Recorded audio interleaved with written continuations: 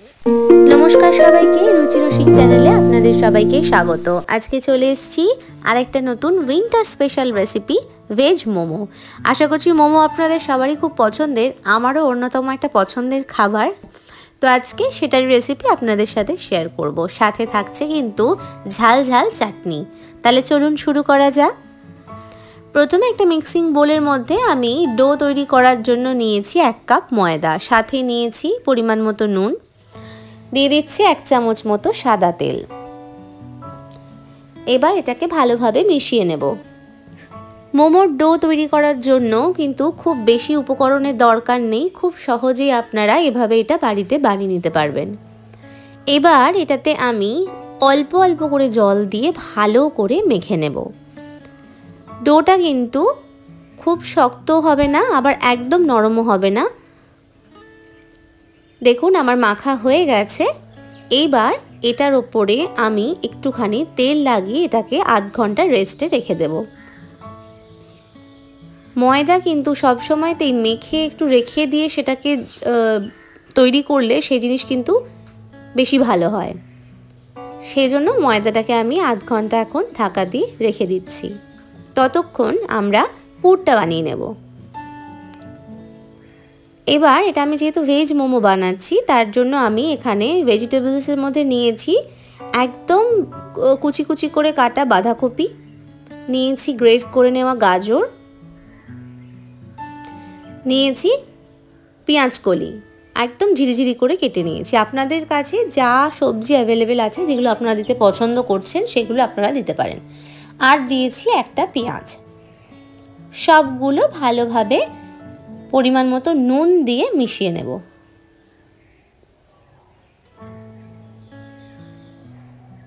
ভালো করে মিশিয়ে নেওয়ার পর এটাকে আমি ঢাকা দিয়ে রেখে দেব 15-20 মিনিটের জন্য, যাতে এর থেকে পুরো জলটা বেরিয়ে আসে। ততক্ষণ ওই দুটো রেস্টিংয়ে থাক, আমরা চাটনিটা বানিয়ে নেব। তো চাটনির জন্য এখানে প্রথমে আমি 2টো টমেটো নিয়েছি, আপনারা আপনাদের পরিমাণ মতো নেবেন। আমি 2টো টমেটো নিয়েছি, সাথে নিয়েছি 5-6 কোয়া রসুন।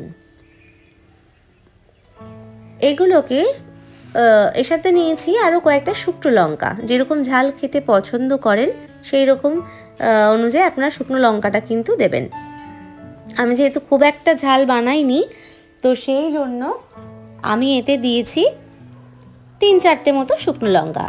সবটাকেই কিন্তু কোনো তেল না দিয়ে শুকনো খোলাতে একটুখানি ভেজে নিতে হবে। এপাশ ওপাশ উল্টে ভালোভাবে একটু ভেজে নিয়ে এটাকে আমরা একটু ঠান্ডা করতে রেখে দেব। একটু ঠান্ডা হলে মিক্সিতে একটা পেস্ট বানিয়ে নেব। Paste ready. এবার আমি কড়াইতে সামান্য একটু তেল দিয়েছি, দিয়ে এই যে পেস্টটা বানিয়েছি সেটা দিয়ে দিচ্ছি। বা মিক্সির জারটা যে একটুখানি জল দিয়ে ধুয়ে সেটা দিয়ে দিলাম। এবার এটাকে ভালোভাবে রান্না করতে হবে বেশ কিছুক্ষণ, যাতে টমেটোর কাঁচা গন্ধটা চলে যায়। দিয়ে দেব কিছুক্ষণ পর 1 চামচ মতো ভিনিগার, আর দিচ্ছি পরিমাণ মতো নুন,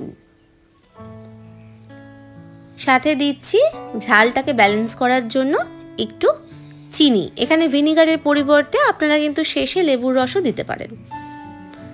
সবটা দেওয়ার পর চাটনিটা একটু শুকনো শুকনো হয়ে এলে কিন্তু গ্যাসটা বন্ধ করে দেবো। যেরকম কনসিস্টেন্সি আপনারা চাইছেন সেরকম আসার পর বন্ধ করে দিতে হবে। এদিকে ফিলিংটা কিন্তু মোমোর আমাদের রেডি। এটা আমি কিছুক্ষণ যে রেস্টে রেখেছিলাম, দেখুন নুনটা দেওয়ার জন্য এর থেকে জল বেরিয়েছে অনেক। তো এইভাবে হাতে প্রেস করে পুরো জলটাকে কিন্তু বের করে দিতে হবে। দিয়ে আমি ভেজিসগুলো নিয়ে নিচ্ছি। সবটা এইভাবে ভালো করে জলটা ঝেড়ে নিয়ে নিলাম। এইবার এতে আমি বাকি উপকরণগুলো দেব। দিচ্ছি পরিমাণ মতো নুন, যেহেতু আগে নুন দিয়ে রেখেছিলাম তো নুনটা একটু বুঝে দিতে হবে। দিয়ে দিচ্ছি অল্প একটু গোলমরিচের গুঁড়ো, যদি বাচ্চারা খায় সেক্ষেত্রে গোলমরিচের গুঁড়োটা অ্যাভয়েড করবেন।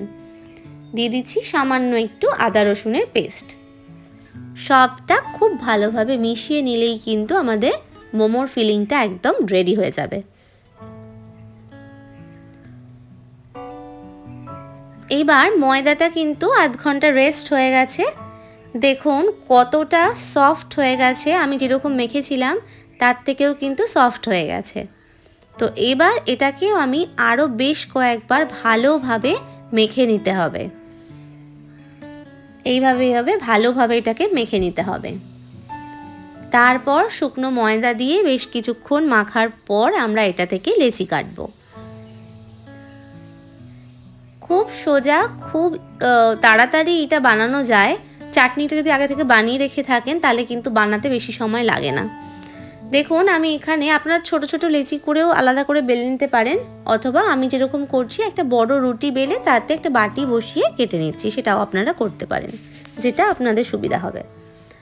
তা আমি এরকম একটা বড় লেচি করে বেলে নিয়েছি, সেখান থেকে বাটি বসিয়ে আমি কাট করে নিচ্ছি। আর এই যে বেলাটা, এটা কিন্তু একদম পাতলা করে বেলতে হবে। আমি দেখছি দেখুন ধারটা একদম পাতলা করে কিন্তু এইটা বেলতে হবে, না হলে কিন্তু মানে বাইরের যেই খোলটা সেটা অনেকটা মোটা হয়ে যাবে। এইবার এতে আমি স্টাফিং মোমো দিয়ে দিলাম, দিয়ে মোমোটাকে আপনাদের ইচ্ছা যেরকম খুশিভাবে আপনারা এটা মুড়ে দিতে পারে। আমি খুব একটা ভালো মোমো মুড়তে যদিও পারি না, তো যেরকমটা পারি আমি সেই রকমই আপনাদের দেখাচ্ছি। এখানে আমি স্টার শেপেরও কয়েকটা মুড়েছিলাম, কিন্তু সেটার ভিডিওটা কোনোভাবে ডিলিট হয়ে গেছে, আমি সেটা দেখাতে পারলাম না। তো এইভাবে দেখুন সবগুলো পুর আমি ভরে নিচ্ছি,